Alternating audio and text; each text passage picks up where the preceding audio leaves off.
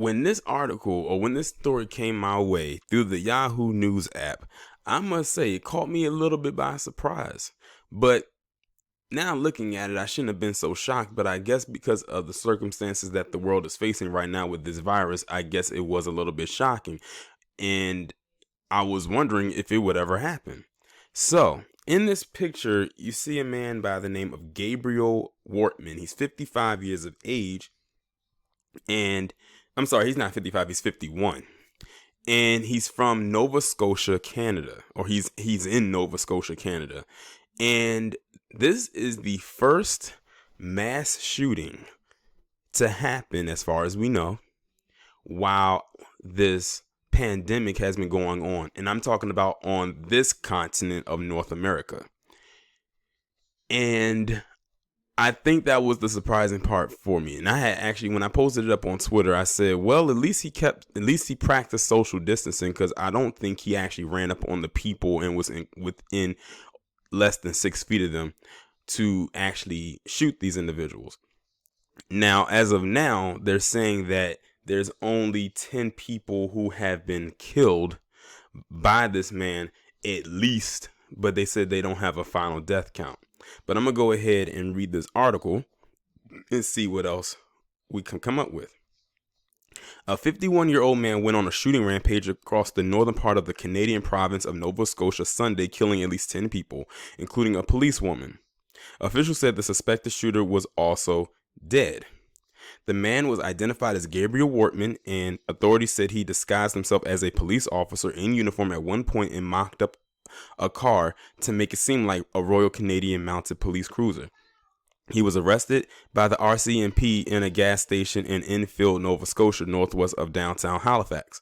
Police later announced that he had died. In excess of 10 people have been killed, RCMP Chief Superintendent Chris Leather said. We believe it to be one person who was responsible for all the killings, and that he alone moved across the northern part of the province and committed what appears to be several homicides. Leather said they don't have a final death count. It almost certainly would be more than 10. How much more than 10, I do not know. Brian Sauve, president of the National Police Federation Union, said a police officer was among those killed in the shooting and another was injured. The dead officer was identified as Heidi Stevenson, a mother of two and a 23-year-old veteran of the force. Police have not provided a motive for the attack. There were half a dozen police vehicles at the scene of a gas station where the suspect was shot. Yellow police tape surrounded the gas pumps, and a large silver-colored SUV was being investigated. The incident started in the small rural town of Portapique, with police advising residents to lock their homes and stay in their basements. Police found many dead inside and outside of the home of the first scene. Several structures were on fire in the area as well. This is one of the most senseless acts of violence in our province's history, said Nova Scotia Premier Stephen McNeil. He said it was an additional heavy burden amid efforts to contain the new virus. Police stated, and that's the thing. He actually made it very difficult because they have to come in close contact with a lot of people. So I do hope that they had their gloves and their mask on while engaging the way that they had to, especially since that forced them to be in very close quarters than they're supposed to be. Because I don't know what Canada is what's going on in Canada as far as what kind of social distancing things they got going on up there. Let's see here. Police stated earlier the Sunday the suspect was driving a car that looked like a police vehicle and wearing a police uniform, but later said he was believed to be driving a small silver Chevrolet SUV. They said he is not an RCMP employee or officer. Corporal Lisa Cruteau, a spokeswoman with the provincial force, said police received a call about a person with firearms at around 10:30 p.m. Saturday, and the investigation evolved into an active shooting investigation. My heart goes out to everyone affected in what is a terrible situation, Prime Minister Justin Trudeau said.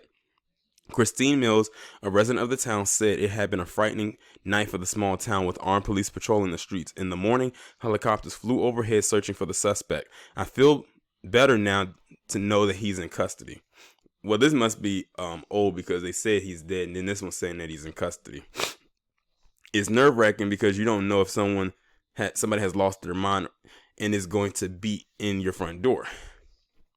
Tom Taggart, a lawmaker who represents the Portapique area and municipality of Colchester, said the quiet community has been shaken. This is an absolutely wonderful, peaceful, quiet community, and the idea that this can happen in our community is unbelievable. They say that about all quiet communities, and as you can see, it's not so quiet. Gabriel Wortman is listed as a denturist in Dartmouth, according to the Denturist Society of Nova Scotia website. A suspect photo issued by the RCMP matches video footage of a man being interviewed about dentures by CTV Atlantic in 2014. Mills also said that Wortman was known locally as a denturist who divided his time between a residence in Halifax and a residence in Portapique. Taggart said he didn't know Wortman very well, but spoke to him a few times when he telephoned about municipal issues. Taggart described knowing Wortman's lovely big home on Portapique Beach Road. He said Wortman owned a few other properties and was believed to divide his time between Portapique and his business in Dartmouth. Now, what's interesting is reading that last part about this guy. This guy seemed to be very accomplished.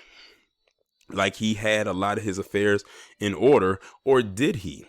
Maybe, I don't know, maybe this quarantine was getting to him and he decided to snap the way that he did. And let me tell you something right now.